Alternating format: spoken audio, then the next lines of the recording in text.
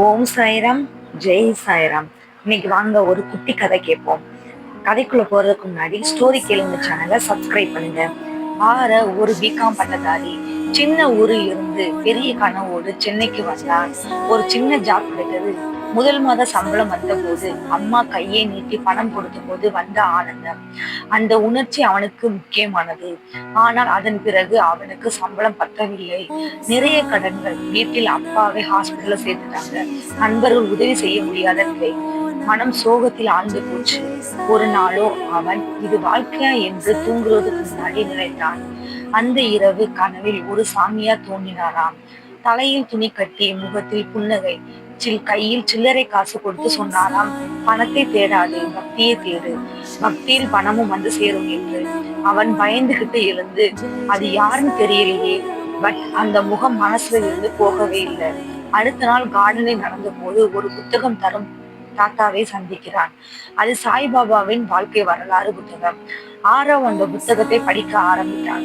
சாய்பாபா வரலாறு, பணம் இல்லாதவருக்கு உதவி செய்யும் குணம், பணம் இல்லாதவருக்கு ஆறுதல் வந்த அனுபவங்கள் என்று நிறைய கதைகள் இருந்தன. அவன் தினமும் ஒரு பக்கத்தை படிக்க ஆரம்பித்தான். படிக்க ஆரம்பித்ததிலிருந்து வேலைக்கு செல்வதற்கு முன் ஓம் சாய்ராம் என்று சொல்ல ஆரம்பித்தான். அது வரைக்கும் ரிஜெக்ட் ஆகியிருந்த வேலையில் அக்செப்டன்ஸ் மெயில் வந்தது. வேலை கிடைக்க ஆரம்பிச்சது. சில மாதங்களில் அவன் பேங்க் அக்கௌண்டில் பணம் இருக்க தொடங்கியது. கிட்டத்தட்ட ஒரு வருடம் முடியும் ஆரம்பித்தது. அவன் டீம் லீடராக ஆயினான். பெர்மனண்டாக வேலையில் சேர்ந்தான். அவன் வீட்டுல இருந்த 3 லட்சம் கடனையும் அவன் 8 மாதத்தில் கிளியர் பண்ணான். அப்பா ஹெல்த்தும் சரியானது. அம்மா வீட்டு வாசலில் சாய் பாபா படத்தை வைத்து பூஜை செய்ய ஆரம்பித்தான்.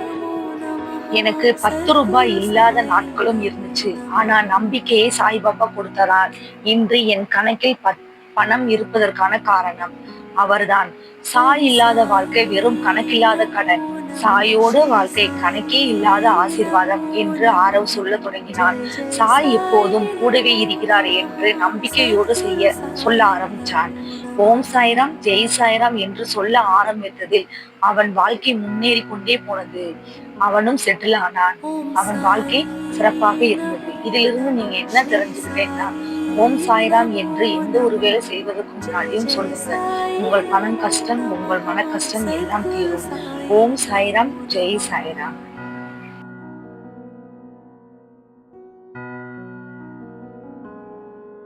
ஓம் சாய் நமோ நமः, ஸ்ரீ சாய் நமோ நமः, ஜெய் ஜெய் சாய் நமோ நமः, சத்குரு சாய்.